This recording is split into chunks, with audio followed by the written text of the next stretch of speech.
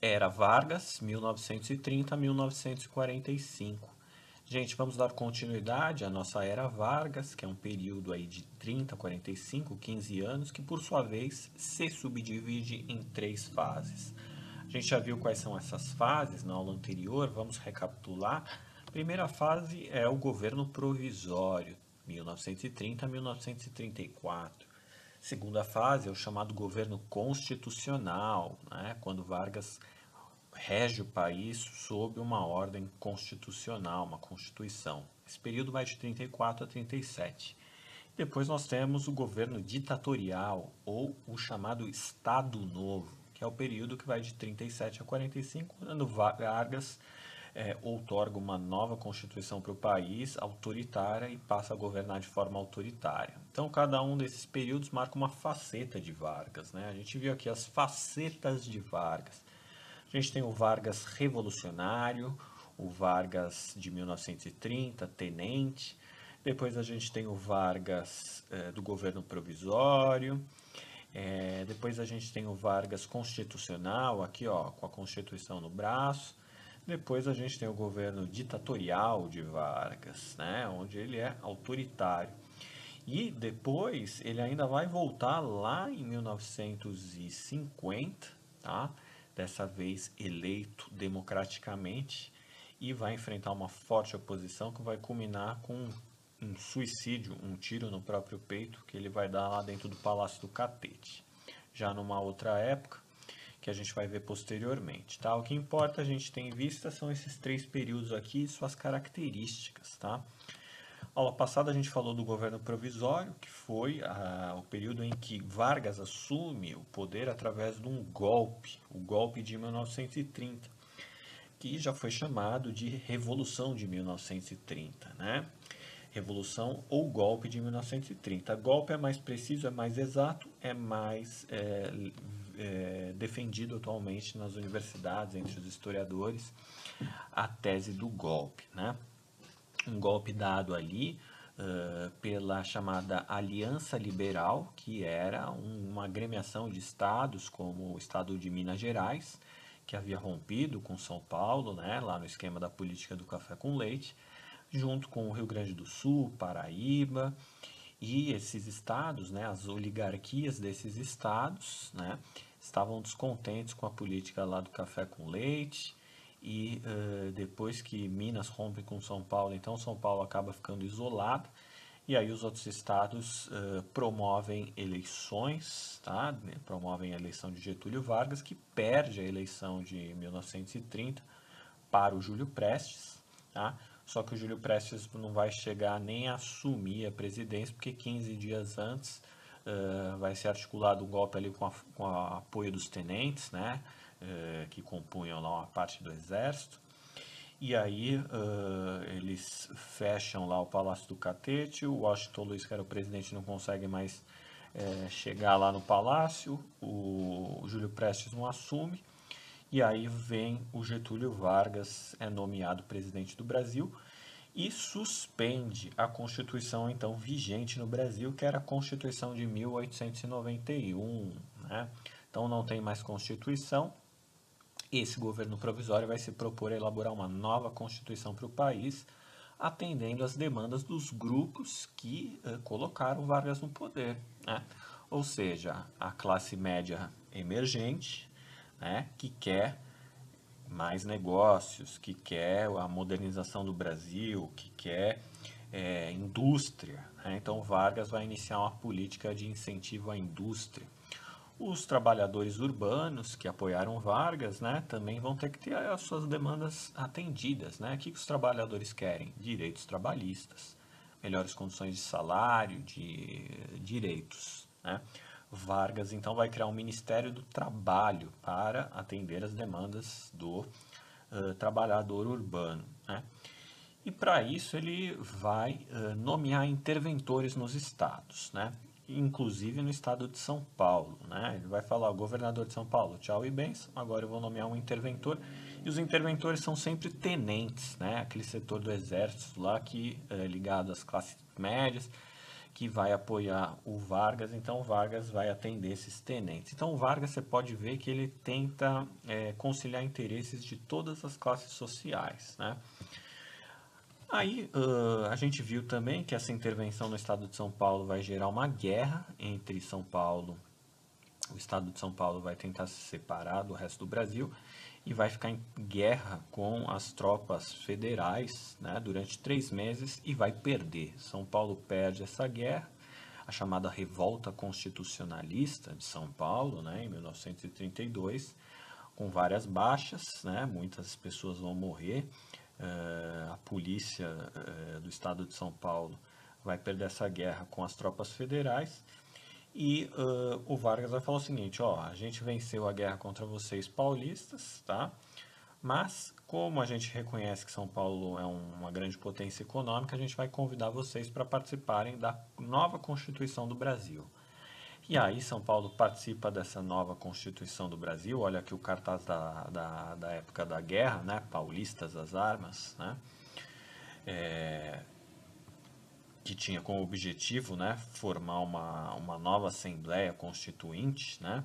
São Paulo se revoltando contra Vargas. Olha aqui nessa imagem aqui, ó, a imagem de um bandeirante, né, esmagando Getúlio Vargas. Essa era a propaganda de São Paulo na época, dizendo o seguinte, ó, Vargas é um ditador, ele não vai convocar assembleia nenhuma, ele suspendeu a Constituição, é antidemocrático, etc, etc.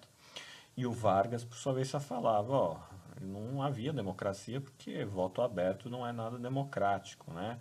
Esquema de fraude eleitoral também não é nada democrático.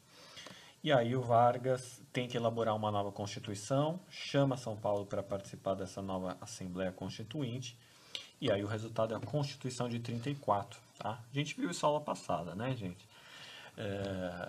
Critérios de cidadania são ampliados, né? Então aí o voto passa a ser secreto, o que reduz a fraude eleitoral, o que reduz o poder das elites locais, né? Os chamados coronéis. As mulheres passam a poder votar, tá? Mas analfabetos, mendigos e militares até o posto de sargento, né? Militares de baixa patente, ainda estão excluídos da vida política, né? Essa Constituição de 34 também dá direitos trabalhistas, né, como salário mínimo, jornada de 8 horas. Isso aí não caiu do céu não, gente. Isso é fruto de lutas trabalhistas. Lembra daquelas greves de 1917? Lembra das manifestações operárias lá, dos anarquistas, dos comunistas, etc, etc? Então, aquilo tudo está se concretizando algumas coisas aí, né? Jornada de 8 horas, salário mínimo, proibição de trabalho para menores de 14, férias remuneradas, indenizações em demissão sem justa causa, tá? Então, conquistas trabalhistas aí.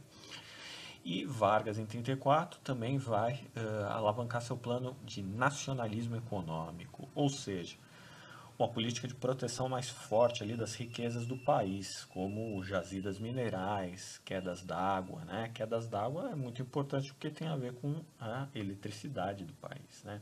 Então vai começar-se a investir na base do país, ou seja, o país precisa de matéria-prima, minerais, precisa proteger seus recursos, né, para alavancar a industrialização, né? Senão, conhecer a natureza do seu próprio país, senão a gente fica muito dependente do estrangeiro, né? E Vargas era nacionalista econômico, ou seja, política de proteção aos interesses nacionais em detrimento de interesses estrangeiros, né? E aí a gente viu que a partir de 34, né, vamos voltar aqui rapidinho, de 34 para 37 a gente tem um governo constitucional, tá? Então agora Vargas está dentro da democracia e tudo mais. Só que as eleições, elas só vão ser convocadas em 38, tá?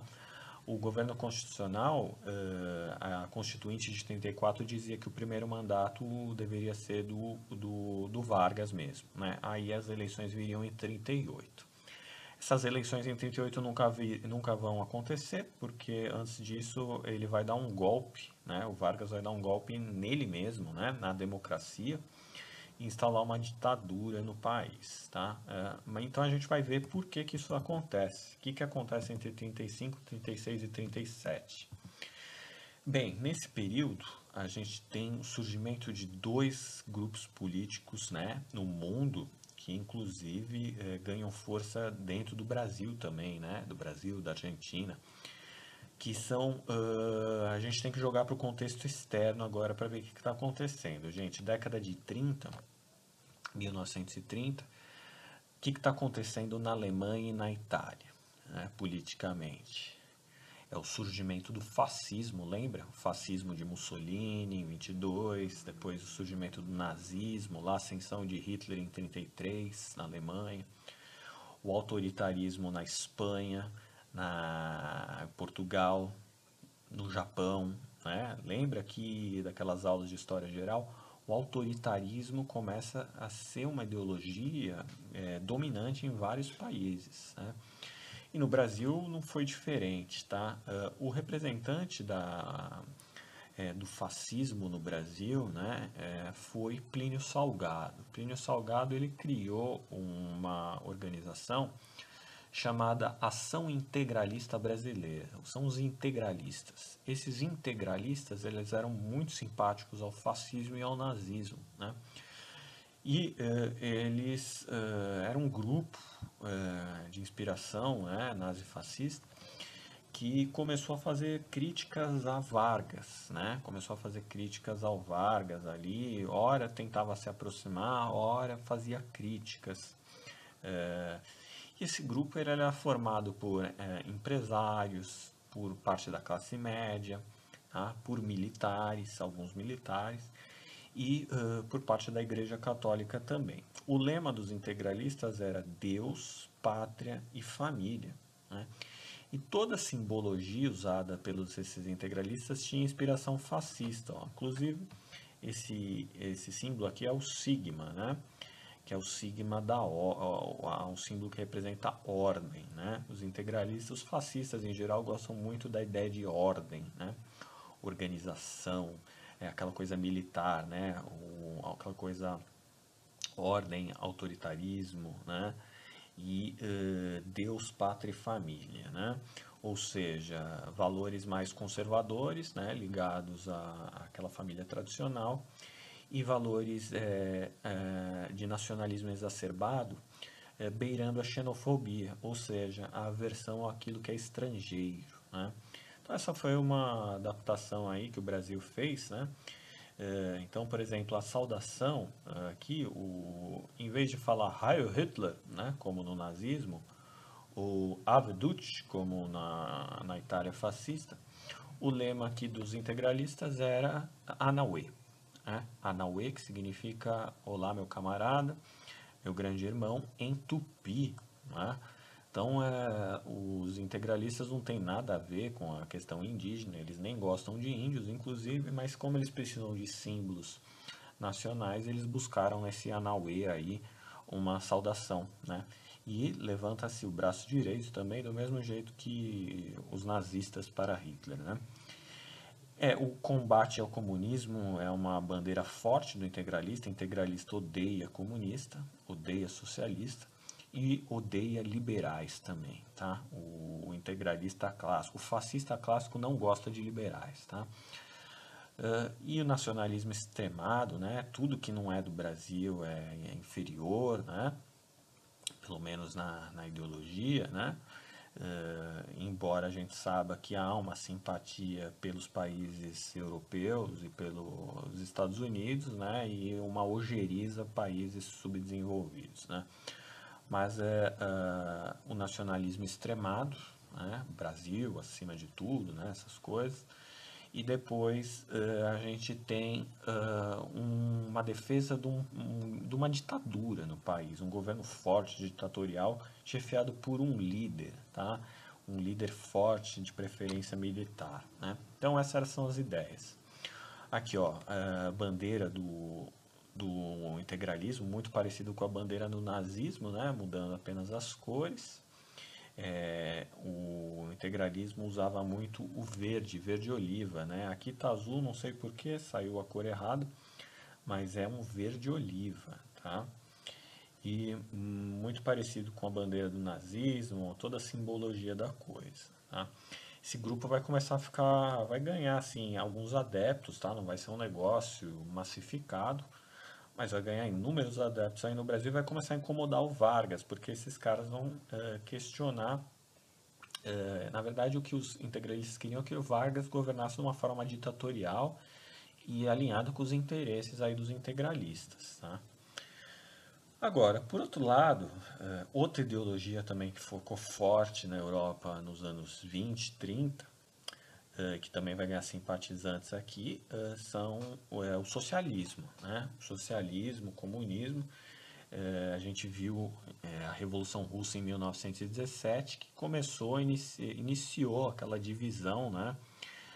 No mundo entre capitalismo e socialismo, e a União Soviética nos anos 30 se tornando uma baita de uma potência ali, né? Uma potência militarizada, tecnológica, com universidade de ponta, tecnologia de ponta, foguetes e, embora com vários problemas, né? Uma ditadura pesada, que também com uma economia que ainda estava começando a se desenvolver, né? Mas o socialismo ele ganhou adeptos no mundo inteiro, né? A Europa ficou muito dividida ali, né? Os países como a Alemanha e Itália tiveram que perseguir brutalmente os socialistas dentro do país e eles tiveram que ir para outros lugares, né? Inclusive alguns vieram até para o Brasil, né? E os simpatizantes do comunismo no Brasil, eles eram representados ali pelo Luiz Carlos Prestes, que era o líder da ANL, a Aliança Nacional Libertadora, que era um braço da União Soviética aqui dentro do Brasil, né? E dentro desses grupos havia sindicalistas, socialistas, né? Ou seja, trabalhadores também, principalmente, tá? De chão de fábrica, operário, né? Passaram a simpatizar com a ANL.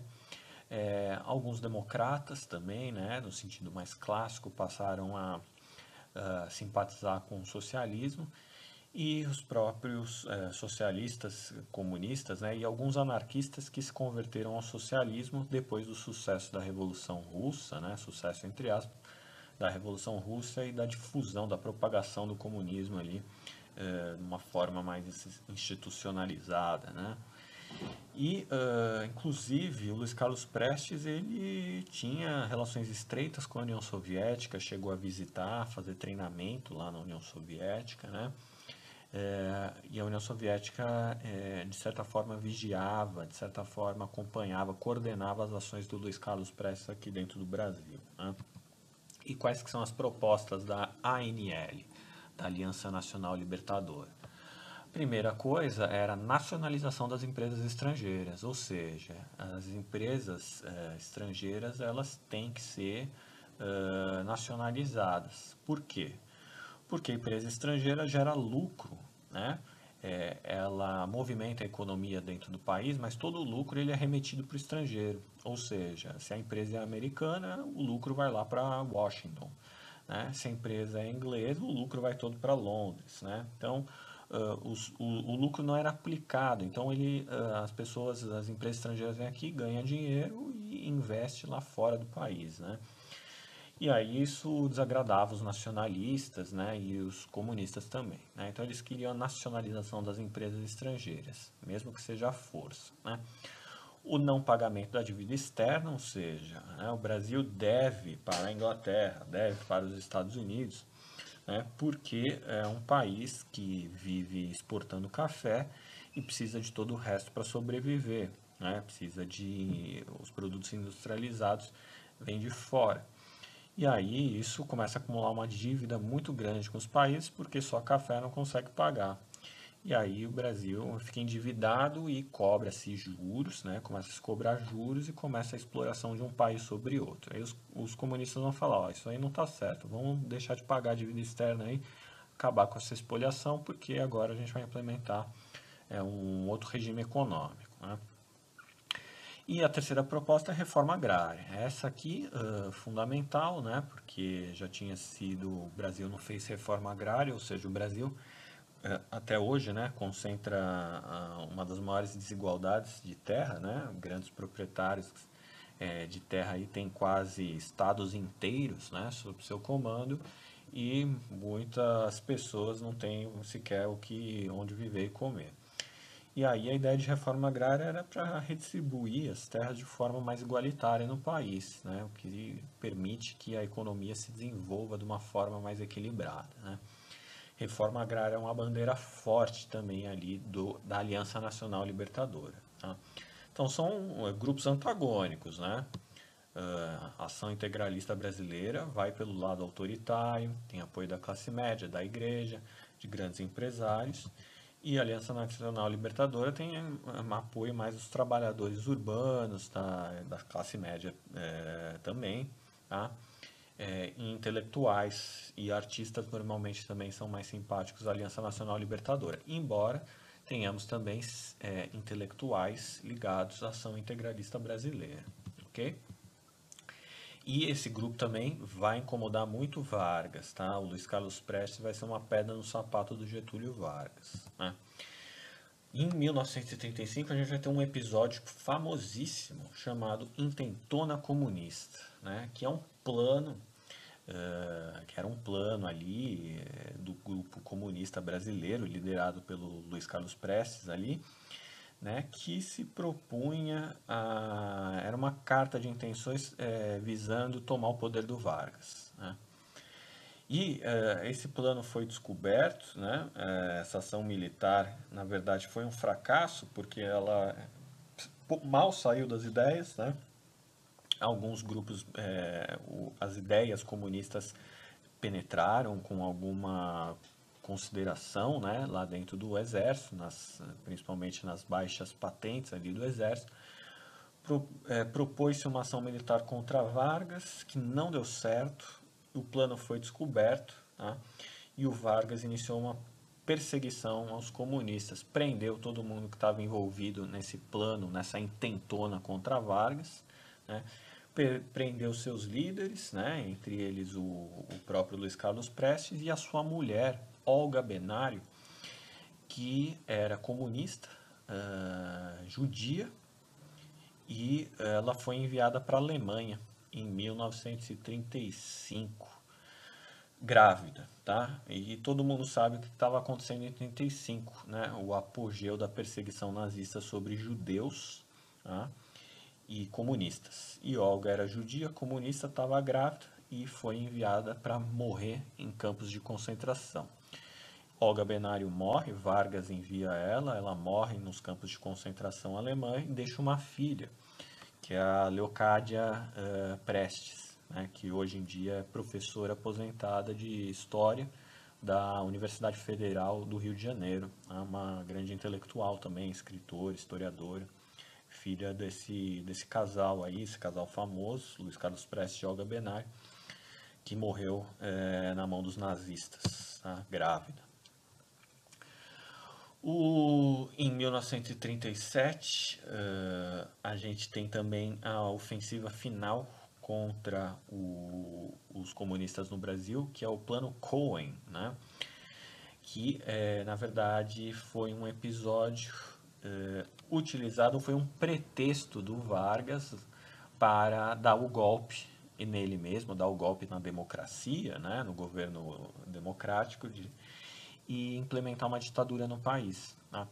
E aí ele criou uma farsa, né, um documento falso chamado Plano Cohen, né, elaborado ali pelo Tenente Cohen, né, o General Cohen, dizendo que era uma carta, né, uma suposta carta, onde os comunistas planejariam, né, em represália à perseguição ao Luiz Carlos Prestes e ao Gabenari, de tomar o poder, de tacar fogo nas igrejas, era uma carta absurda, com conteúdo absurdo, né, fantasioso, uma carta falsa criada ali por esse membro do Exército Brasileiro, para divulgar nas rádios e criar pânico nacional, né? Então, sabe essa histeria anticomunista? Já viram? Ah, tudo coisa de comunista, os comunistas querem comer as criancinhas, os comunistas querem botar fogo nas igrejas, né?